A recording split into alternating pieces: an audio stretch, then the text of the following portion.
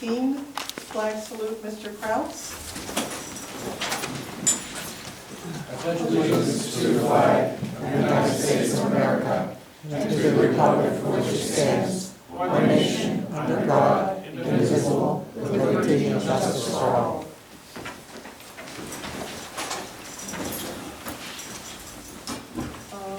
I'll take a motion for, oops, roll call.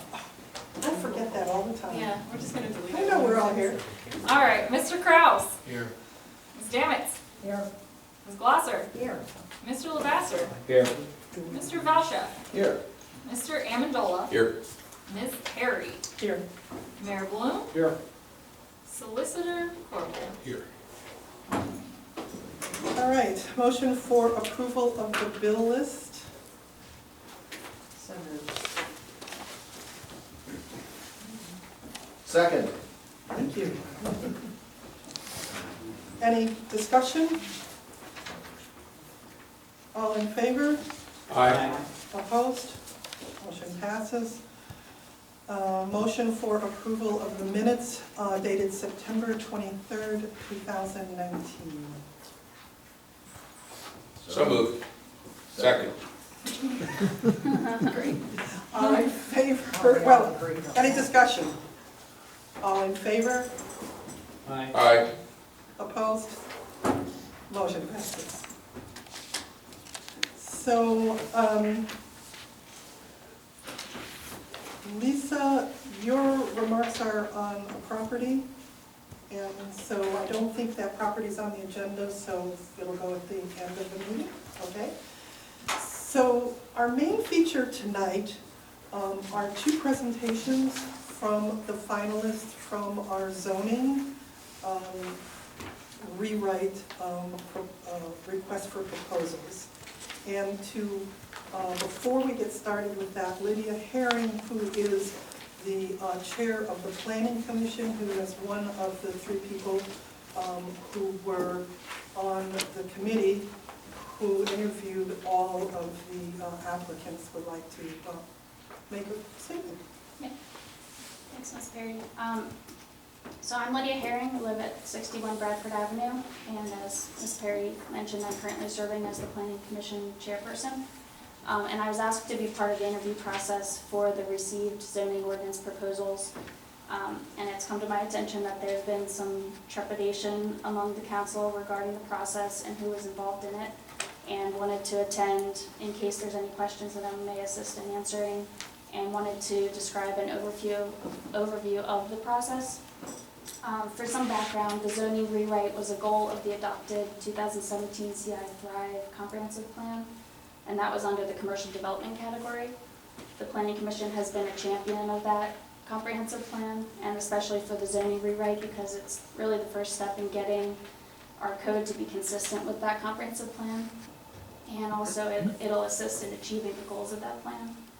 In addition, the zoning rewrite will also support the implementation steps that were suggested for Crafton in the recent transit-oriented development for Allegheny County study that was published in partnership with the Port Authority, Connect, Dover Coal, and some others. And I believe some of you on council were part of those working groups for that study. The request for proposal was submitted to the American Planning Association website to invite bidders. Crafton received interest from 4 firms, 2 were local, 2 were out of state, and all 4 were brought in for interviews. Input from both council and planning commission was gathered regarding any specific questions or topics that the interview committee should ask during those interviews. After the interviews were conducted, detailed notes of all 4 interviews were provided to council with a rank. The top 2 firms from that interview process are here to present to council tonight. From my perspective, choosing a firm to help guide Crafton in the zoning ordinance revision is an important first step, but want to reiterate that the real work is yet to come. Each of the 4 interviewed firms presented an extensive process for obtaining community, council, and stakeholder feedback ahead of adoption. On behalf of the Planning Commission, we're excited to see this process move forward. Thank you. Thank you. And so we have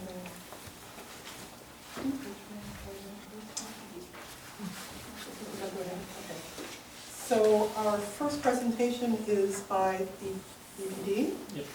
And would you like to come up and introduce yourself? And Take it away. I'm AJ Schwartz, Managing Principal with Environmental Planning and Design.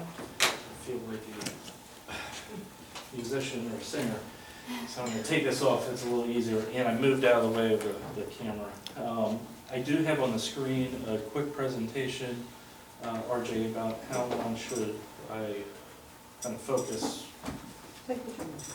Okay. There's about 10, 12 slides, so this will not take very long. EPD is 80 years old. We're a planning landscape architecture firm based in downtown Pittsburgh. So we're one of the local firms in terms of it's submitted. But we do work in about 5 states, and we do zoning work particularly throughout the Commonwealth. Myself, and this is the team, and Carolyn would be the 2 principal people in terms of working with you, in terms of doing the zoning update. We're both AICP. I am also CUD, which is a higher distinction in terms of planning, focusing on urban design. And we do a lot of expert testimony, New York, New Jersey, Pennsylvania, related to land use. I would never want to contend that I'm a land use expert as the solicitor, but we oftentimes are called in to help both private developers, property owners, and municipalities in terms of land use disputes, issues with zoning ordinances, etc. So we wear a couple different hats. We're designers first and foremost. So we look at communities, particularly a place like Crafton, from kind of the fabric that you have, less about land use and more about what you want to be when you grow up. And as you're working in terms of revitalization, what are the things related to zoning that can help you get you there, be able to implement those, and hence the notion of, as Lydia had said, trying to implement some of the aspects that you guys have outlined in terms of the comprehensive plan. The other team members are planners, landscape architects, John's a GIS specialist. They would all be a part of the process. So to do a full read rate takes a lot of areas of expertise. I'm not going to get through, I think the proposal was, ours is the red book, if any of you had a chance to scan through the proposal. I'm not going to go through all the detail of the individual projects, but experience-wise, at any given time, we typically have 5, 8, 9 zoning ordinances that we're working on. Right now, we're kind of at that level.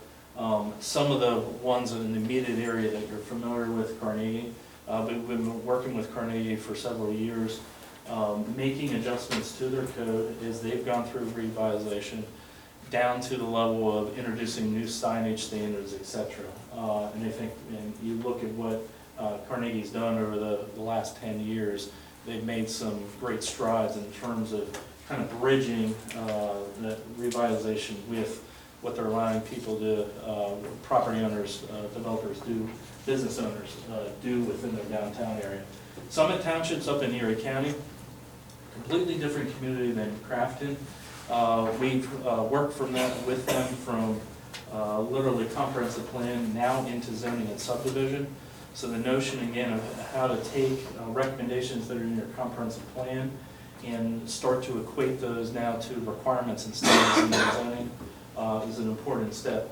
Summit has a lot of areas that they want to see revitalization in terms of commercial districts, shopping centers, etc. They want to become more mixed use. If you, any of you are familiar with the Erie area, when you're on 90 and you turn down Peach Street towards the city, that's Summit Township. So they sold their soul years ago to commercial development, and now the Kmart's are closed, the Giant Eagles have built new stores in Mill Creek Township, and they have all these shopping centers that say, hey, what are we going to do with this stuff? So they're now looking at how do they infuse residential in those largely commercial areas. So how do they transform parking lots, tire shopping centers into a completely different land use pattern. Another key one, Marietta, Lancaster County. It's a historic community, older, probably established early 1700s. A little bit different character, but dense like Crafton. They went the route of really focusing on form, so it's what we would call form-based type of ordinance, as opposed to regulating land use. The entire community is mixed use. There are residential neighborhoods that were largely residential, but when you look through the whole of the community, it largely is mixed use. So what they wanted to focus on were how buildings related to streets, and then how certain streets were more important from a public realm standpoint than other streets, and needed to have some different controls.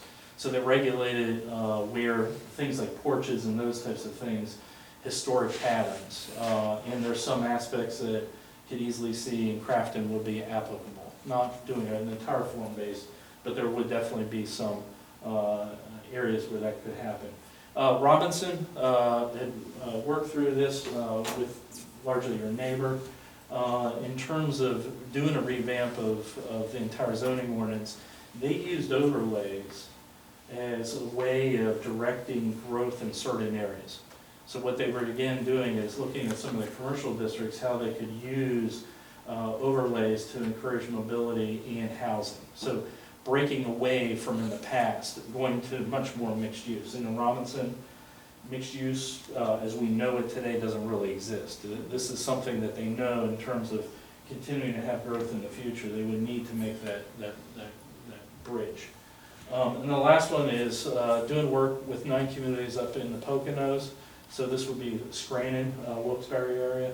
Literally going from Scranton, a city of 80,000 people, down to a small little borough that has about 800 people, all at one time. What we started with were 9 ordinances. They're not doing a joint zoning ordinance. They're just working together to economize on things like definitions and those types of things. What they're looking at when we started were 78 different zoning districts for those 9 communities. We've been able to take a landscape approach and literally identify about 26 different landscapes that really their zoning ordinance is now built on. So those 9 communities are sharing, again, not having a joint zoning ordinance, but sharing common districts, so those 26 districts. So it's really simplified, and from administrative zoning officer, county review process approach perspective, it's a huge saving. So philosophy, 6 key things, focus on the real issues. Everybody always seems to kind of rally around land use, land use, land use. In a built community like Crafton, I'm not sure land use is at the top of the list. Land use will be important in certain areas, but I'm not necessarily sure that's the most important, most challenging issue. So things like built communities, when you start reviewing where there's variances required, where setbacks, people can't comply with setbacks, they want to put additions on, they want to do other things, those tend to become more of an issue that you really need to deal with, at least from our perspective. And consequently, really understanding what that means in terms of form and how you give people flexibility at the same time maintain the fabric that you have. Character of your neighborhoods is an important thing. Clear, concise is important. We've been challenged with writing ordinances, so that the days we're working on one, we inherited this, I'm not taking ownership of this one. It's just shy of 500 pages. That's crazy. No community needs to have an ordinance that's 500 pages. So we've been challenged with, in the last 5 years, writing several ordinances that are under 120 pages. So what that means is simple, lots of tables, using graphics much more so than just words, and kind of describing what the intent is without getting into the legalese in some cases. Think ahead, anticipate what you need in the future, not just now. Very important, particularly when you're looking at having change happen in the community. What is that change? Physical design can't be underestimated. Determine impacts of property maintenance. That's one of the challenges, I think, in Crafton. And that isn't necessarily just stops at zoning, because obviously property maintenance codes are out there, but how do all those regulations kind of dovetail together? They need to be working hand in hand. And then clearly build on your assets, meaning understand what your building stock is and what the highest and best use of some of those buildings is, so that when you do talk about land use, you're looking at what is the potential that those buildings could represent. Project approach, the RFP kind of gave flexibility in terms of laying out an approach to the scope. The key highlights is that initial review, we'll do an audit of the existing ordinance. We'll go through and identify where we see there's trouble areas, where there's some areas in terms of need, maybe there's gaps, there's broken references, those types of things. There are court opinion or legal decisions that have been made that have now kind of set into place some best practices that you probably want to follow. We'll raise all those so that Planning Commission and you as the elected body are able to go through and understand what you really need to do in that. Obviously, there's a lot of work, as Wilma started to allude to, in terms of ordinance preparation. We always anticipate there's probably 3 or 4 iterations. We start with the land use discussion first and get to the map. And I think the notion of framing what your zoning districts are, and if there's consolidation, simplification, that's an early discussion. And then what are those types of uses that happen within that framework? And then obviously public participation, et cetera. The engagement is pretty important. We've developed over the years a set of tools. Can you guys still hear me? My little clicker doesn't allow me.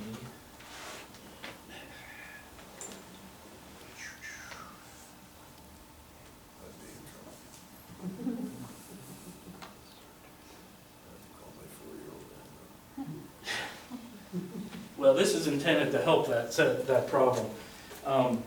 This is a web map, what we call a web map. So this is just a GIS tool that we will always use. So this was one of the things that, in terms of the first interview, we had a discussion on. This is something that you guys will be going through.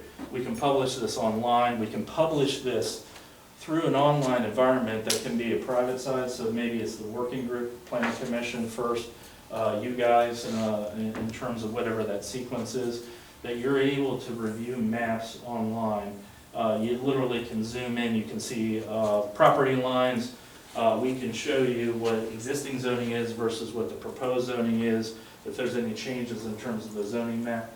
We also then developed, and this was largely for dealing with planning commissions that over the years there's a lot on their plate. Particularly when you're talking about land uses and definitions and those types of things. This is an online database that we created. So this is the project up in Scranton.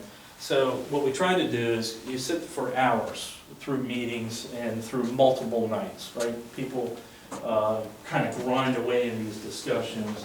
What we try to do is make this online environment where planning commissioners can sit down on their own and identify, for instance, what you see in the table is land uses going across the rows, and then the zoning districts, whatever the proposed zoning districts are, like going across the column, that they can kind of weigh in on what their thoughts are.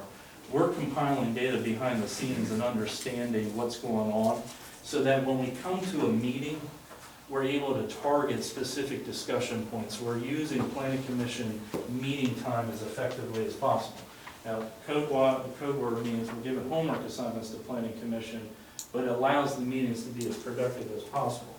The other thing that we're able to start to do then is very quickly be able to see results instantly. So what's shown on the screen is, this is just a sample of, say, 5 planning commission members kind of weighing in on residential districts, what they thought appropriate uses were, what kind of the consensus was. So once we see that there's consensus, those kind of go off to the side. We don't have to spend as much time talking about those because everybody seems to have kind of agreed on what's allowed in, say, the R1 district versus the R2. But for the things that we don't have consensus, the land uses, then we can kind of really focus the meetings in terms of that. So these are all things that we have built into the scope. We anticipate kind of working through. We do typically in Pennsylvania, given the adoption process and all the other county review and everything that you have to kind of go through. Come on. We're anticipating that it is around a year-long process. You might be able to consolidate, condense that down to 9 months. but the adoption process just through the MPC almost puts you into 3 or 4 just going through kind of that public review, county review process. So we've laid out a kind of a timeline. This is a starting point. Every code always seems to kind of take its own little path in some way, shape, or form. But we've tried to contemplate all the different meetings that you would need to have, as well as the major tasks. So again, about a 12-month, 9 to 12-month process. One of the other things, flipping back to a previous slide, is the ordinance should really spell out what the approval process is. So this is a simple flow chart, for instance. When the application comes in versus when, say, the engineer has to complete their review, the fire marshal needs to complete their review, we try to document all this. So every property owner, developer, anybody submitting an application knows what is expected of them, as well as what is the process. And then on the flip side, the municipality knows where their burden is in terms of when they need to turn something around. This, you don't start with this, you kind of end with these types of things, but these are common tools. And then is the good example of less words, be more clear and concise, lots of pictures and diagrams. So our ordinances are really much more graphic in terms of density of words on a page, those types of things. And we think that's really important to be able to explain concepts, what expectations, what you would really want to see in terms of your community. So parting words, from our perspective, philosophically, zoning isn't, while it's a regulation, it shouldn't be looked at or thought of as a baseball bat. I think a lot of times people think of zoning as a punitive requirement. People say, you're telling me what I can do with my property, you're restricting what I can do with the property. No, it's more a matter of this is the community we want to live in, and here is how we envision, we see what that physical feel of the community is, whether it's from a land use standpoint, a building form standpoint. So going the route in terms of these types of regulations and formats really helps you get to that point. So, Q&A? Yes. Okay. So does anybody have any questions for our presenter? Eric? So I just wanted to ask a little bit more about something. There was a planning commission, joint planning commission meeting recently where I'm trying to pull up the name, but somebody here I'm sure knows it and I don't. The person from the Port Authority, Green. Green, was talking about transit-oriented development and how the changing codes are going to assist that. Can you talk to some of the experience that you have in working even directly with the Port Authority, maybe in Carnegie, or just around what that means and what they're kind of pushing at for our planning commission? Yeah, really good question. So we did not do anything with the TOD in terms of Carnegie, but we are working in South Park. We function kind of as the zoning, not the officer, they have a zoning officer in South Park, but we're kind of their planner, so to speak. So we review all site plans. We also draft all their detailed ordinance revisions, amendments, those types of things. So the Port Authority and South Park have been working over the last year and a half developing the TOD for South Park. Now, character of their TOD would be different than what you would see here, hopefully. But the notion of the land use mix, everything that they're anticipating in terms of parking, those types of things, we look to see how to take advantage of that. A few years ago, we made a rewrite in Castle Shannon, same exact thing.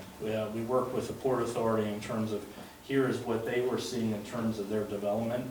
They had a developer on board that clearly had a mix of uses and development that they wanted to see get implemented. The land uses were copacetic with the community. The parking and some of the other stuff was less so. So it took a lot of building bridges between the Port Authority and the developer and the municipality to get them to a kind of a joint agreement on how they're going to handle some of that stuff. So again, from the TOD standpoint, character was a big thing, and is a big thing in South Park, even though it's much more suburban. The notion of seeing that large parking area with only a little bit of development is something that they didn't want to see. So their regulations really focus on how they clustered the development and pushed the parking more towards the side and towards the rear, so that the development really addressed the street. So again, from a community character standpoint, less about the issue, the uses, but much more so in terms of that character. Anybody else? Brad? Earlier in your presentation, you spoke that in Erie, where your firm has been doing some work, there was a part of Peach Street that Yep. is... You're not from your area. No, I did go to school near there and spent quite a bit of time in Erie. And I'm familiar with the space you're referring to. And you mentioned shopping centers, and that is something that the members, constituents in this community and members of this council have, it's in our comprehensive plan as well, as you know, about our shopping center. And this is no way intended as a slight on anyone who is tangentially related to anyone who might own the shopping center. But what is your thought process of how we can start to, as a community, with respecting of the legalities and property rights, help to form a vision to what we would like to see there maybe 20 years down the road in this process? Right. A few years ago, Oakmont had Edgewater Steel, which it's hard to think that there was a steel mill in Oakmont. I just think a country club and you'd forget about the rest. And Edgewater went out of business. What they did is they went through a vision exercise, really short, abbreviated thing, but they did it between the planning commission and the council to establish for that particular property what the possibilities were. Once they kind of settled on what the vision was, they worked backwards to determine what they needed to do from a zoning perspective to get there. So setting the table with that. So in the case of, say, Summit Township, we have to sit down with the individual property owners, the people that have the shopping centers that are probably 40% vacant, and talk about if they were king or queen for the day, and they could change some things. Because right now, if you look at the zoning, the only thing they can do is shopping. You know, it's retail, restaurant, and that's pretty much it. So through the discussions with them, to find out what broadened uses they think from the private side, from the market side, there is market potential. Then we've gone back and started to look at those districts and how to retrofit those districts. So I think one of the key things you have to do with your shopping center is go back to what was talked about in the comp plan. Maybe have to have a discussion with property owner, and again, it depends on who the property owner is, how far you get with that. But starting to look at what the market can do with some of those properties, and then be able to go back and re-examine within your current zoning, remove any obstacles so that they can do that, or add, broaden what they're allowed to do to be able to get there. Now, the key thing with all that is you have to come up with incentives. So there has to be incentives built into the zoning. We did some work down in Morgantown, West Virginia, in the kind of stupid neighborhood. You have to change the real estate dynamic, because if they make enough money off of running the shopping center as they know it today, then that is okay. You got to change the dynamic for them to say, I can do better if I do this, and then clear the way for them to be able to do that. That just needs to jive with what the community vision is.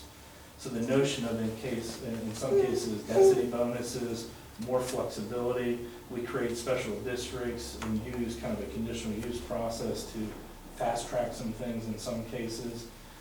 We've used the route, which would be very applicable in Crafton, is to use the T&D section, the traditional neighborhood development section out of the MPC, because you have a lot more latitude to be able to use some of those tools. So Marietta, that's how we did the form-based code in Marietta. We made the entire town a traditional neighborhood development, because it allows us to sidestep what you customarily know as your tools in the MPC.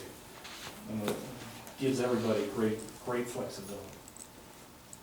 Can I follow up? Can I follow up? Okay, follow up and then Phil. So, in your scenario that you laid out, you you know, you have in your scenario, a property owner that might be willing to speak with come to the table, but in a situation where that's not possible, or, what have you seen in your experiences is it largely the same thing you spoke to, just rewrite it anyway and hope that it incentivizes eyes to come to the town to then, do things, privately behind closed doors where we don't have any, to make deals and so on and so forth to, you know what I mean? Yeah, and that's largely probably the route you may need to take. If you had a property owner that's sitting on the sidelines, is just being quiet, silent about it, you need to lay out what you think, if you were king for the day, what you want that place to be, and then set the policies in place to be able to get there. You're not going to be able to drag that property owner there, and it is outside of your realm to bring somebody else. But if others learn that it has been broadened, they may be approaching that particular property owner. In Carnegie, we had a similar situation on a particular block in a particular downtown where the vision of the property owner that owned largely that block and the community were kind of different. And so the community has gone ahead and framed, they're currently in county review right now. So they're putting into place what the policies they think are appropriate for their downtown. And will the market shift? Either that property owner is going to take advantage of it because the incentives are clearly there, or somebody's going to partner with them to take advantage of those incentives. So they made the pot sweet enough, if I'm saying this as diplomatically as I can, to kind of force a nice amicable change. Thank you. Bill? Yes, so you're aware of the Crafton Ingram Thrive joint comprehensive plan that we went through. One of the concerns I have as a council member here is working with Ingram to facilitate and foster the type of redevelopment we all discussing for the past 10 minutes here. So my question is, with the experience that you're bringing to the table, it seems as if your firm has the ability to sort of build bridges, and I was just curious if you could sort of discuss what your thoughts are about expanding this effort to include Ingram. Okay. You didn't prepare me for that one. Okay, what kind of agreement do you have? Did you guys sign an ICA just to do the, just for the plan? Did you sign an ICA to share uses? Okay. That would be the first thing. So to go back to that screen and example, wherever that was. So I kept trying to couch this so that they're not doing a joint zoning. Joint zoning is a beast on its own. Mm-hmm. So Bellevue, Avalon, Ben Ave, they have joint zoning. And I think as probably most Northeast United States states and communities, there's a lot of competition between communities and visions are very different. So trying to have one community representative kind of direct or guide with the vision in another community tends to bring people to fisticuffs. These communities are sharing uses. There is an advantage of when you share uses, because I can take uses that to some people may be unsettling, sexually oriented uses at a bookstore. One community takes that on, another community takes on another one of those uses, and you kind of split it, because the way Pennsylvania law works, you're allowed to share uses if you have an ICA. The fact you did the joint plan, and then if you have the ICA, that's worth having a discussion. You know, and generally that's low-hanging fruit, because each of the planning commissions kind of functions on its own and does its own little thing. Second step would be like what these guys were doing, where those 9 communities are working together, that we're sharing similar districts. Now, when we talk about, say, a downtown district, which means it would be like a Crafton type of density in your downtown, in the land use pattern. That district may appear in 5 other communities. Each one of them is a little different, even though the district is commonly known that way. But when I look at the specific land uses, they may be a little bit different. Now, what that does is it saves in terms of writing definitions, conditional uses, like they're able to economize in terms of the time it takes because they wrote the definition one time and it's subtly different, it's not major changes. So that would be worthwhile in terms of the discussion. Going to what some people would perceive as DEFCON 1, having a joint planning commission and a joint zoning ordinance, that's a whole beast, that's a completely different thing. And I'm not sure in terms of your 2 communities if there's any, you'd have to convince me that there's what the benefit is in terms of doing it. Because I think you can get the best of all worlds with 1 or 2 in terms of my continuum. Right, I'm just trying to address the elephant in the room, which is the Crafton Ingram Shopping Center, because the line goes right Correct, down right the through the middle. middle, yep, yep. And so there's this weird thing in Pennsylvania, it's called a specific plan. So a specific plan it's outlined in the MPC. When you have a joint comprehensive plan, you're able to use a specific plan, come up with a vision. The vision can then be equated to zoning, and it becomes a proxy in both the communities for zoning. So that may be a simpler way without getting all the tedium of all And your districts. firm has experience in this? There's 3 specific plans in Pennsylvania. We worked on 2 that haven't ever been legislated. They've never been adopted. Where are they? It's a tough thing to do. The eastern side of the state is, there's 1 in Lancaster County, and there's 2 in Bucks County. It's a tough thing to, it's proven to be a tough thing to do. We're trying to do one in kind of the Harrisburg area, Cumberland County. I'm not sure at the end of the day that there's a large farm that straddles 2 communities. Trying to get them to do an amendment to their comp plan, that'll probably take them 2-3 years to do that. But that is a tool, the fact that you guys have already done that comp plan. So the specific plan in terms of vision is no different than the Oakmont example I had given. But there's only 3 in the state right now. Anything else? All right, thank you so much. Sure. Very informative. Our next presenters are OHM advisors. Do a quick switch over here. Okay. Have an HDMI. Yes. Oh, that's right. Yep, I got one. You can hear it, yeah, you can hear it. Oh, thank you. Appreciate it. Thank you.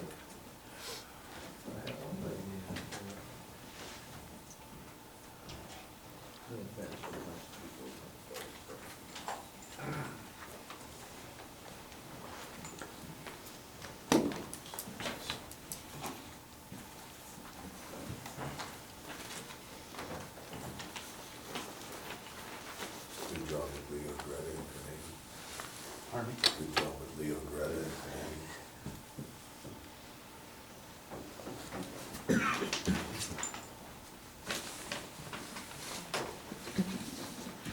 Good evening, members of council, visitors, and distinguished colleagues. Thank you for the opportunity to present tonight. We have prepared a brief presentation that is a summary and provides some differentiators to the initial proposal that we provided to Crafton, similar to what we presented to the selection committee. My name is Forrest Gibson. I am a principal landscape architect and planner with OHM Advisors based out of Columbus, Ohio. We have 14 offices across the Midwest. With me tonight would be the project manager, Kim Littleton. My background is not only as a Pennsylvania registered landscape architect, but also as a planner involved in projects across the Midwest, including but not limited to the current work that's being done just across the bridge with the Pittsburgh Penguins on the Lower Hill District, bringing that project to life. Quick outline of what we're going to talk about tonight. There was a lot of discussion during the last presentation regarding the Thrive vision. We want to focus on that because that really is the background for the planning and zoning code update that the borough is about to undertake. And we see this as a planning and zoning code update. The important distinction with that is that we're not only zoning, we're not only creating a series of codes that allow for management of what exists, but more importantly, we're looking ahead, that 20-year vision. Some of the comments that came up in the last presentation regarding what is the true vision for the future. And much of that has already taken place, and there was some very good feedback, some public engagement that took place as part of Thrive's vision that we want to be able to capitalize on and then work with the community to be able to move that forward. We'll talk about that. We're also going to talk about shaping spaces, because critical to this process is the vision of being able to create a planning and zoning code that encourages community and economic development.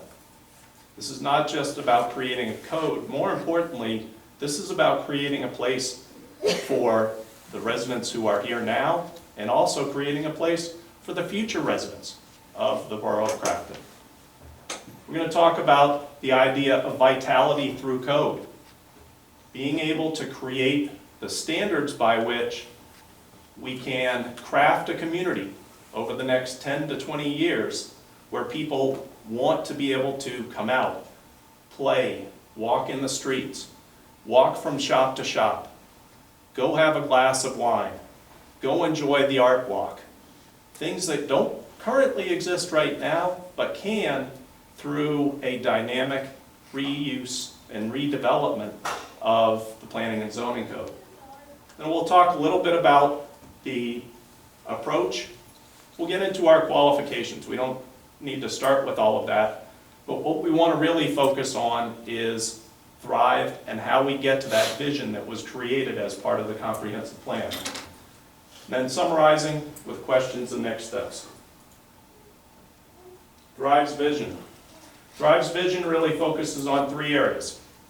Enhancing the existing properties. There was a lot of talk within Thrive about residential properties. We understand that that is a concern within the community. So that will be a part of the planning and zoning code update.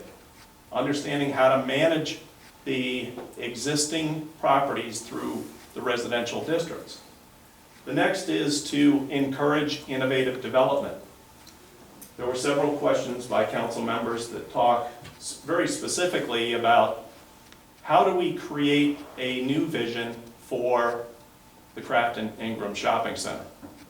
We were driving into town tonight. I thought it was very interesting that very rarely do you have to have a sign, and the sign happens to be 1 foot by about 1.5 feet, that says Crafton Ingram Shopping Center here. That was a very telling story, that the level of activity within the shopping center isn't there, and more importantly, the level of dynamic mixed use to be able to encourage people, the landmarks, the physical views, being able to drive into town and see the steeple of St. Philip's, and being able to see the top of the Borough Hall. These are landmarks that we can continue to encourage and create through a planning and zoning code. Activating downtown streets. I was here just last week. I pulled into the Sunoco. I looked across the street, I started surveying the area, and I thought, probably my 7th or 8th time that I've actually stopped to get gas at that Sunoco. I thought, how cool could it be if people were walking around in downtown Crafton? We've got the busway that runs from downtown Pittsburgh, shuffling people back and forth. We'll talk a little bit about transit-oriented design, because more importantly, it's not transit-oriented design, it's transit-oriented development. and design that encourages development. Enhancing existing properties. We recognize that a lot of that focuses on well-maintained properties. So there's a level of, I'm not sure what the noise is in the background, but hopefully it's not the building coming down. Fingers crossed. Maintaining properties, developing that planning and zoning code to mediate property deterioration. Most importantly, a new update to the planning and zoning code must be defensible. There must be a way to be able to enforce these codes and standards that are created through this process. Encouraging innovative commercial development. We have several examples of how we've done that throughout the Midwest. And this happens not only through the example of the vision that was created through Thrive, but more importantly, it is a process of examining focus areas. Differentiator probably between our approach and environmental planning and design is we plan on looking at 3 specific areas within the community and being able to use those as an example of what can be a part of the future planning and zoning code. Being able to not only take advantage of those innovative commercial developments, but most importantly, capitalizing on the sustainability initiative that's taking place throughout Pittsburgh.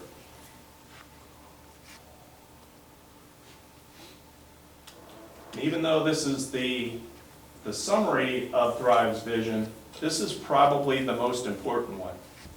Being able to activate the streets in downtown Crafton and being able to get people down here and enjoying the space is going to take a very progressive planning and zoning code.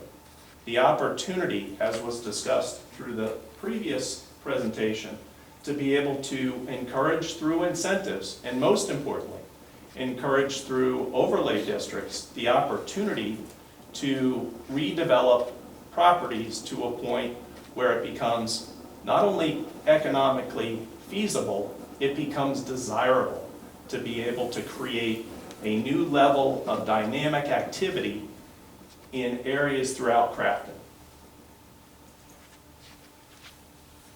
Specifically, we're going to talk about shaping spaces in Lower Hill. I have to believe that most people within this room have not only heard of the Pittsburgh Penguins, but also heard of the work over the last 10 years that's taken place. In the last 7 months, we've been able to do more on that property and move that project forward farther than the predecessors in the previous 9 years. What we're doing there specifically is working together, both as a public entity, working with what was developed as part of the Preliminary Land Development Plan, the PLDP, and the work that we as private development and the Pittsburgh Penguins are coming together to be able to create a dynamic mixed-use development that will be a pilot for the entire United States. Newark streetscape. Newark, Ohio was a deteriorating downtown county seat within eastern Ohio. As it turns out, they approached OHM and said, we have a utility issue. We have a utility issue and we have a downtown circulation problem. Maybe not completely dissimilar to the circle right here in front of the building. That circulation problem became our solution. We were able to, through a new and creative traffic pattern, create incentives for reinvestment in downtown Newark. From the inception through the streetscape and transportation plan, we have been able to take what was 75% unoccupied space and create an occupancy rate through encouraging development of more than 90% of those storefronts. Town of Fishers, Indiana. We didn't work specifically with the town of Fishers. We worked both with Fishers and a private development firm to bring those groups together. We worked on both the overlay district regulations for the town of Fishers, but also for Saxony, a nearly 2,000 acre new development. And through the collaboration of those two codes and districts, in 2017, the town of Fishers, Indiana was identified as the most livable city in the United States. Money Magazine, not us. Vitality through code. We talked specifically about the Crafton Ingram Shopping Center. One of our most recent projects sits in Southfield, Michigan. The Northland Mall. 125 acres of a previously thriving, now completely deteriorated mall, sitting on the north side of 8 Mile. I think many people in this room understand the level of deterioration that 8 Mile and the impact that the conditions associated with that had specifically on this site. This was one of the first malls of America, arguably the first mall of America. Went into decline.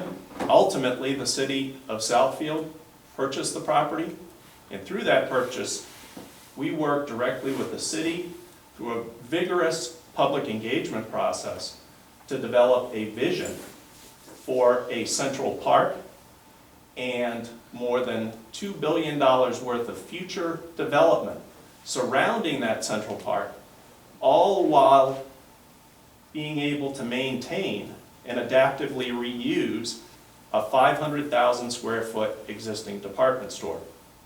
The process is still underway. We're working directly with a adjacent hospital, local developers. But the concept is take 125 acres of otherwise vacant land and turn it into a thriving mixed-use development. Yep.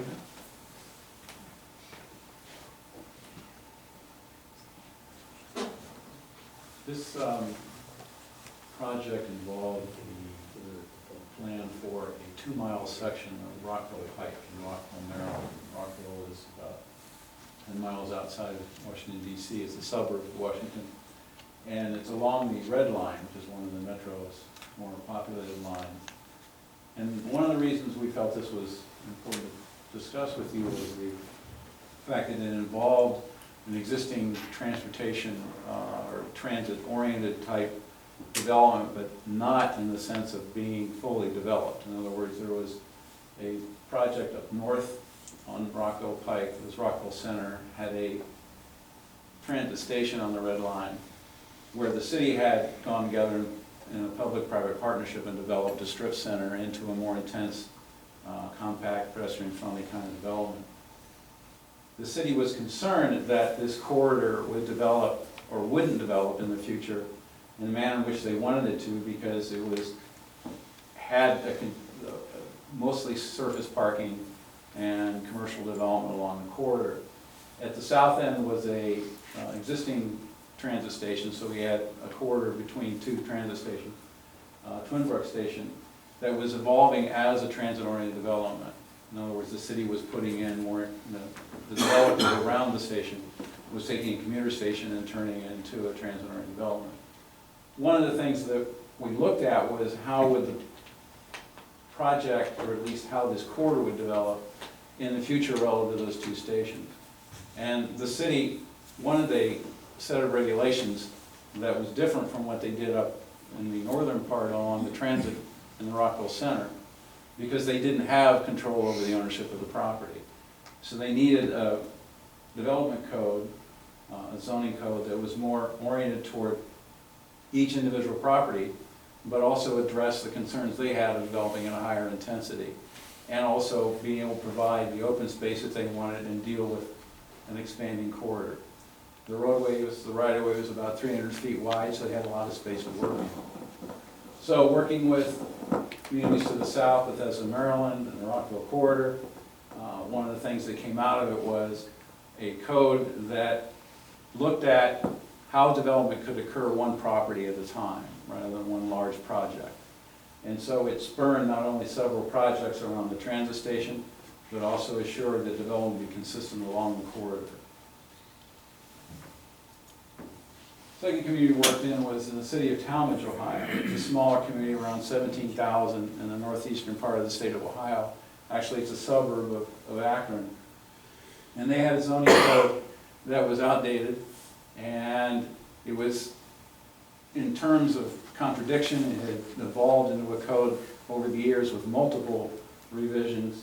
The one where a lot of things were repeated, a lot of sections didn't correspond to the other, the definitions were out of date.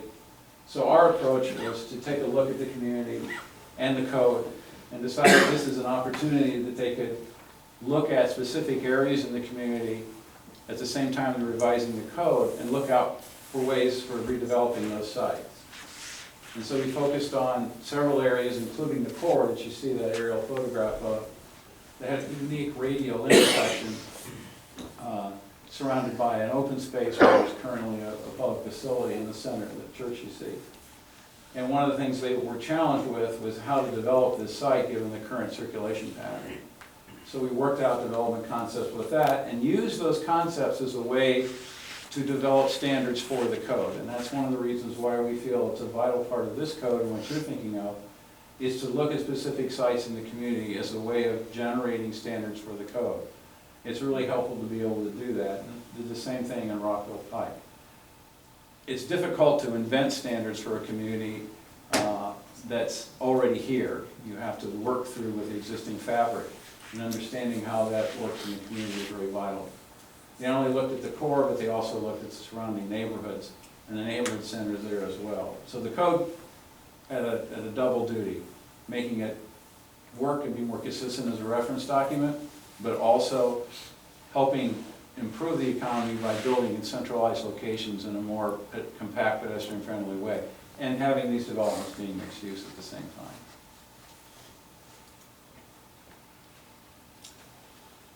Our approach. And most importantly, looking at sort of what the differentiator is between our office and maybe EPD, both very strong firms. One of the questions that may come up in terms of local versus more regional is that even though we have a local focus and a regional perspective, at the end of this year, OHM will be entering, and you could argue that we're already here, entering the Pittsburgh market with an office here in Pittsburgh. So I think we could suggest that we can take the local part of that completely out of the equation, because not only are we here, most of my career has been work that I've performed within Pittsburgh, but by the end of the year, we are anticipating opening that office. What we do, we're able to bring not only planners, landscape architects, economic advisors, but also engineers, traffic planners, surveyors, civil engineers, a breadth of experience across more than 550 people. And I think one of the most telling parts about our firm's history is that the 4 clients that we started with 62 years ago are still the clients we have today. We have been able to build an understanding and an ability to advance those communities to a point where they are considering us their trusted advisor. In terms of the approach, and this was outlined within our proposal, I won't get into the details. I'm sure if you would like to have any additional information, I'm happy to answer that, but this was all covered within the proposal. It's really a 5-phase approach rather than 3, the first of which is preparing for the plan, which means getting all the background information pulled together. The second portion of it, much as was outlined previously, understanding what is here now. What does the current code exist? What are the pieces of information within that code that we can utilize, and how do we need to adapt and reuse portions of it, and what needs to be added in the future. That provides a framework for our future work, and most importantly, setting the vision. The ability to work with members of the community, administration, council, planning commission, to be able to set the vision. And we're talking about doing that very specifically through two areas that we've discussed with the selection committee, and then also the opportunity to work with the community to identify a third area that we can talk about that becomes a reference point for the future code. Phase 4, this is really where we get back to the community. And when I say community, it's everybody involved: planning commission, council, administration, the public, and being able to get all of that information back to ensure that what we're putting together and what is going to be adopted by council is actually going to be in alignment with the work that has been completed as part of Thrive's vision and an adapted vision that takes place through this planning and zoning code. And then ultimately, the final draft, the formal adoption by council, and through the series of meetings and public engagement, being able to bring that into a fully utilized code. Finalize and launch. We believe this ambitious project can be accomplished within 10 months. We've talked with the selection committee, we work throughout communities across the United States, and given the very specific scope of work that we've defined within the proposal, we anticipate that through those 5 sections, we can accomplish that in a 10-month period. Are there any specific questions that you may have for us? Yes, sir. With regards to organization and leading the effort, what is ultimately your experience and vision with working with the Borough of Crafton on the leadership organization? You know, your day-to-day working on the project. You know, everybody's roles and responsibilities, planning commission, the council, the manager's office, the other departments. How do you foresee that? That's a great question, and it's interesting because we were talking about this on the way in. Every community is different in the way that we interact, and I think a lot of that is going to be defined by planning commission and council. We need to talk through how you want us, we need to sort of manage expectations, understand what the borough wants to see in terms of that interaction. From our perspective, we bring a team of 5 to 7 planners and landscape architects that will help facilitate the production of this code. We would anticipate that there is going to be a steering committee. Steering committee is usually formed from 5 to 7 people from the borough, and that could include council members, usually not more than one. The council member, potentially a couple of the planning commission members. The other part that we feel is critical, and this was brought up through a previous discussion, we actually want to get the private property owners involved in that process to understand, okay, what are their needs? And in particular, this is our opportunity to reach out to the owner and owners of property within the shopping center and be able to facilitate that discussion as part of developing this code forward. Does that answer your question? Yes. May I ask one more question? Sure. With regards to your experience in the Commonwealth of Pennsylvania, could you elaborate a little further on your work with boroughs and the municipal planning code, et cetera?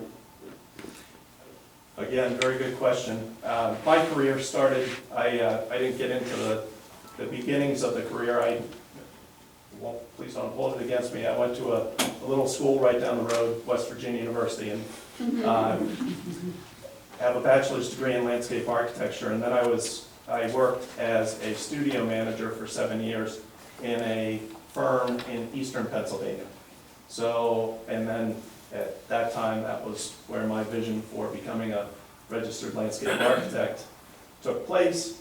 Much of my work was in eastern Pennsylvania, and as I moved farther west and attained a master's degree at The Ohio State University, again, don't use that against me, much of my work is focused here in western Pennsylvania and then eastern Ohio. So the work specifically has ranged from Lewisburg up in the northeast portion of Pennsylvania, all the way over to Garfield Heights, redeveloping Garfield Heights here in the city of Pittsburgh. So sort of all across the state in a variety of municipalities, from Lancaster, Lidditz. Lidditz is probably a very similar sized community to the borough of Crafton, where my office was located when I first got out of school. So very similar type of character, a little bit more Amish oriented than maybe western Pennsylvania, but very similar size. Thank you. Anybody else? Sure, I'll just go back to the same one. The transit oriented development question keeps coming up, as you already mentioned earlier. Can you comment a little bit about working with the Port Authority and some of the projects, maybe with the Hill District, other places that you're doing? The Hill District is probably the best example, in addition to that Garfield Heights. Both of those projects involved not only DOMI, but also Port Authority and potential stops that would be located there. As we mentioned to the selection committee during the first interview, we really see Crafton as a diamond in the rough. And the fact that there is this central artery that isn't fully utilized right now with the West Busway and with the changing transportation opportunities that could take place in the future, we look at areas in essence really like this building and the land surrounding this building as a great opportunity to capitalize on some of the precedents that have been set, similar to the apartments across the street, being able to take downtown Crafton vertical and being able to create the types of transit-oriented design and development that, and incentives that will encourage redevelopment downtown. Anybody else? Yeah, so given the predicament that we are in, actually on the West Busway, and you would think that would be a bonus, it became abundantly clear to the Planning Commission that the finances of the Port Authority are going to be focused on the east and the south parts of the system, and the northern and western parts of the system are not going to see any significant investment at this time with the resources available.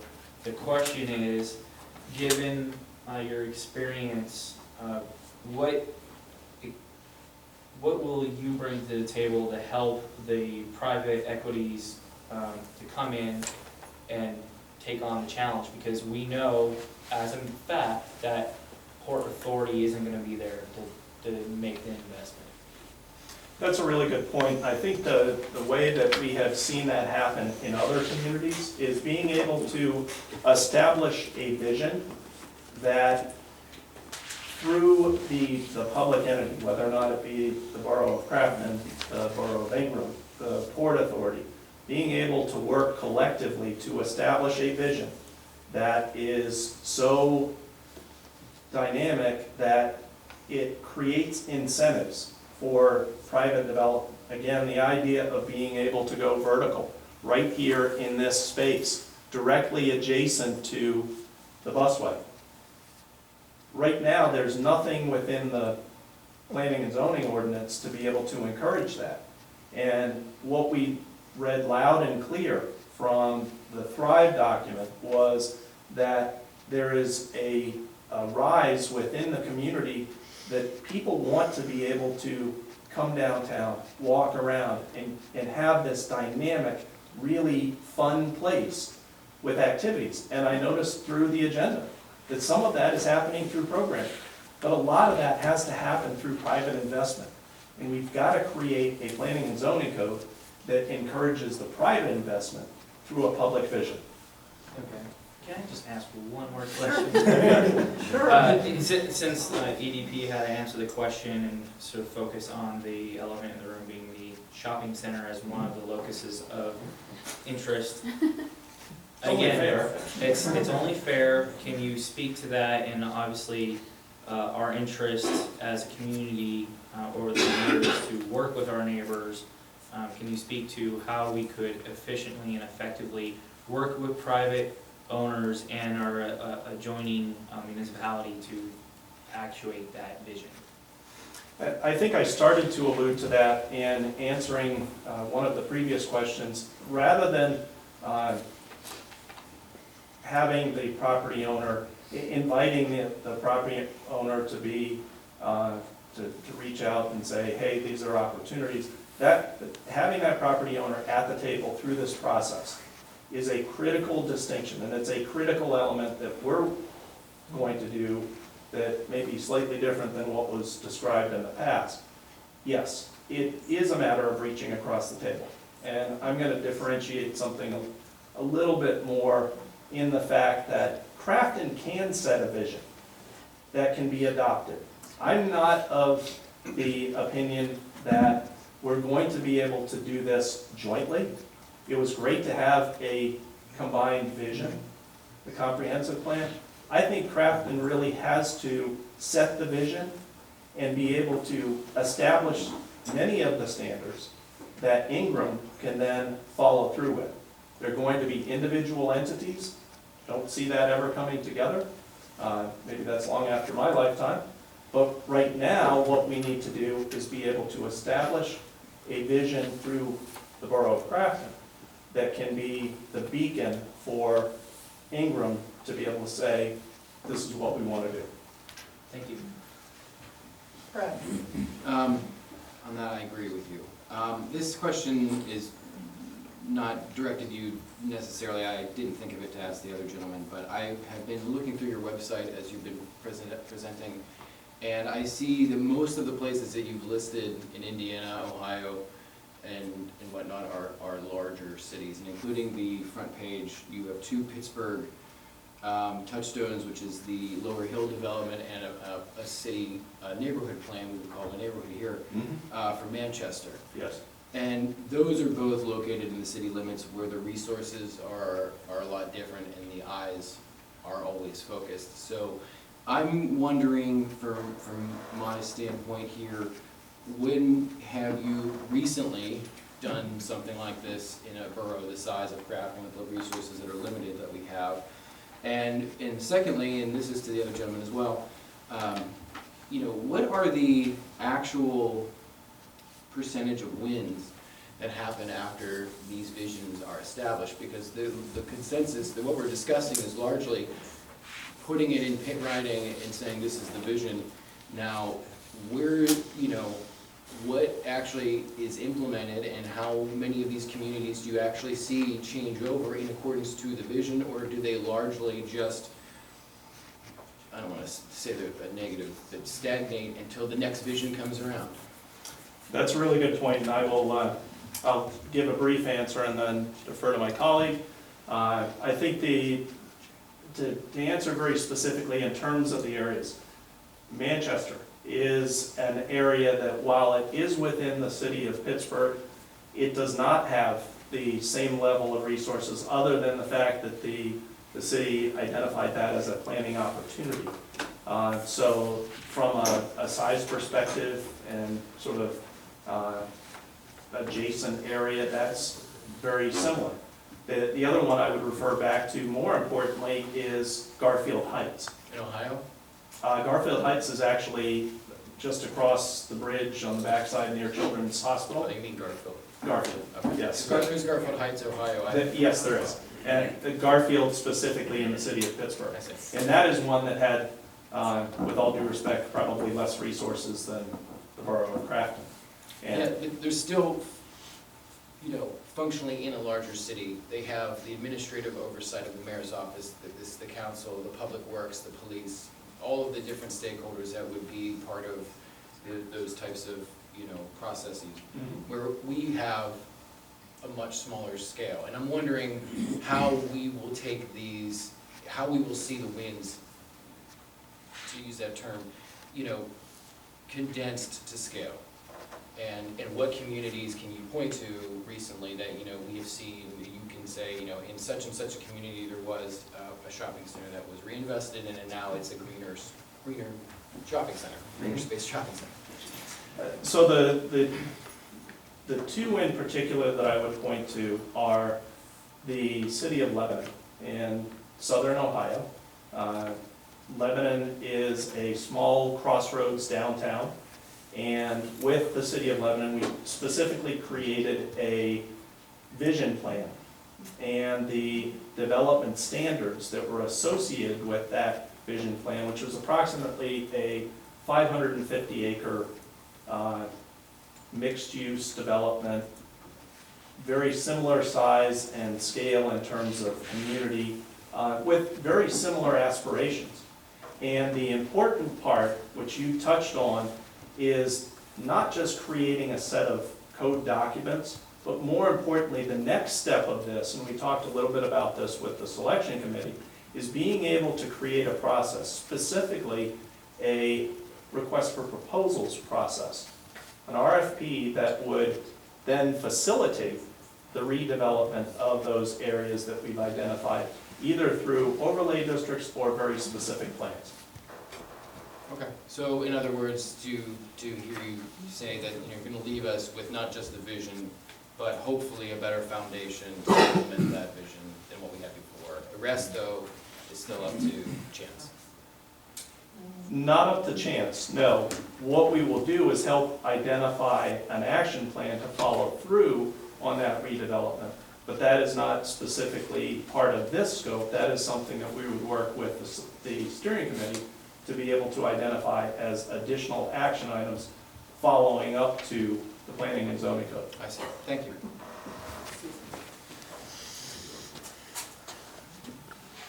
I guess you asked maybe two questions there. So comparables in terms of size. As I had mentioned, Carnegie, so that gives you kind of an immediate neighbor benchmark. But we've done work in Sewickley Borough as an example for probably 20 years with our principal planners. Clymer Borough, Indiana County, anybody familiar with Clymer? It's about 900 people. They never had a zoning ordinance. So not only did they say, hey, we're going to adopt a zoning ordinance, they also said we're going form-based. The reason they did that is because they had a council that they had a hard time getting anybody to run for election. We all know the story. There was no way they're going to be able to have their own planning commission. So council, based on Pennsylvania law, they can be a subcommittee to council, so they went that avenue. And we did form-based because it was 75 pages. It was something that was designed to their capacity. So we were able to make a code and a set of requirements that was sizable to a part-time manager and a part-time zoning officer and basically a subcommittee. So I'm just using that as a for continuum. We've done zoning in communities up to 100,000 that has 10 people on staff in terms of building, planning, and development, and it's a completely different realm. I think the second part of your question, in terms of the wins, obviously there is no guarantee that anything you put on a piece of paper, A, will be good within the 24 hours that you adopt it, nor B, that in a reasonable time frame that it's going to bring a horse to water and get it to drink. What you can try to do is provide enough of an environment, a positive environment, to set the table for that, and do some other things. I think what he was starting to broach, kind of nurture that and try to see some change. I think we've been fortunate because we've had a lot of wins. Oakmont is an example. So to go back to kind of what we all know, the Edgewater, so the residential development, that's where Edgewater Steel was. That was originally bought by RDC. The Borough Council at that time had to make a decision whether they wanted to rezone the property away from industrial to residential. They said, hey, that's our tax base, let's keep it industrial. RDC bought it. RDC figured out that there was so much underground that needed to be remediated, they walked. Borough Council had a second opportunity to say, what do we really want our riverfront to be? They made the vision, we want it to be like the rest of town, and so that's when they did the vision plan. Now, that has 3, 4 different properties that make up that, so they're still bigger blocks, but, you know, only a handful of people to deal with. Is it by fate that they got a couple good developers to buy into that? Well, the plan was they made it ripe enough to get their attention to say, this is a place to make an investment. Then with the rest of the fabric of the community, that was an easy sell, right? I'll pick one that Steve is very familiar with, Ascon in Sharpsburg and O'Hara and Aspenwall. So there, Sharpsburg, through work that we were doing in terms of the zoning, we set the table for riverfront development. So there was an old scrapyard, in terms of some of you guys may be familiar with that property, that was largely zoned purely for industrial. It took a change in terms of the ordinance, and I can remember, we first were working with those communities in the comp plan, they laughed at us. At one of the meetings we had asked, this is comp plan, before zoning, let's just, if we were queen or king for the day and we could reimagine the riverfront, what would you want it to be? Well, hell, that's been a scrapyard for 80 years, why would that ever change? Okay, well, what do you want it to, if you could pick a different use, where you saw a different vision, what would it be? It's gonna be a scrapyard. So the comp plan, it shows it as industrial. I don't think the signature page was dry when Ascon announced we're liquidating. So luckily, Sharpsburg is in the process of doing the zoning. So we, again, took the opportunity in terms of changing the land uses and the zoning to enable some sort of mixed-use development. So again, I don't want to sound like I'm punning on the definitiveness. You have to create the climate to allow change to occur. First thing, you got to strip away all the obstacles that you have. The second thing you got to do is put down, and I fully agree with his comment of, you got to set your vision. You got to settle on what you want it to be. You know, whether it's a shopping center, whether it's a scrapyard, whatever it is. Set that vision in place, and then get all the other parameters to allow it to happen.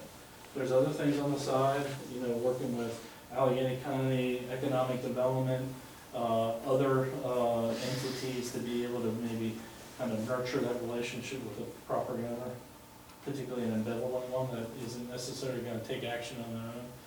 But we just know in terms of working through communities, Sunnyside down Morgantown, we had to raise the roof significantly. And that was the one I had used earlier in terms of height.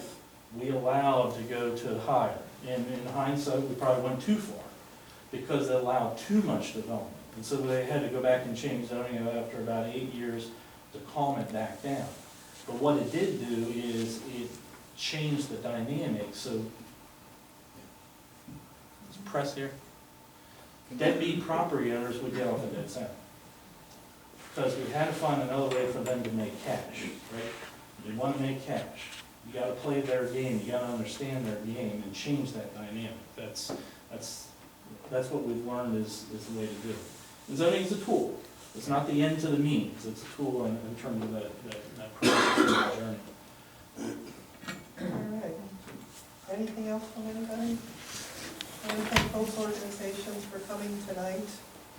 This has a lot to think about. I just got one. Oh, I'm sorry, Eric. Forrest didn't have an opportunity for his closing remarks. I'm sure he would. Okay. Thank you very much. In terms of similar communities, Crafton, I don't like to create comparables. We work at a variety of scales, whether or not it be from a small community on Lake Superior, all the way down into bustling Nashville, all the way over here into Pittsburgh. It's really a variety of scales, and every community is different, and the tool that each community needs is completely different. There are certain parameters. We talk about an RFP. We really do see that as a next step. The ability to be able to create that opportunity for private investment. As we both agree, that vision has to be lucrative enough for the existing property owner, regardless of what use type, to be able to encourage that redevelopment. But we're seeing that everywhere. And really, it's about creating a dynamic vision and carrying through on the promises that were set forth within Thrive. Thank you. Thank you.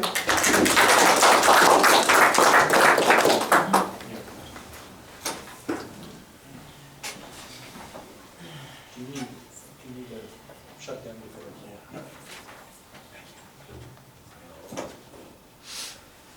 All right, moving on. I'm going to skip the president's report tonight since we've had so much on our plate and we have quite a number of business items. Okay. Madam President, Yeah. can I take a, bathroom break? Absolutely. So we'll come back in 10 minutes. You want to do 5? We have, all right. Steve. Have a wait. I'm so sorry. Okay.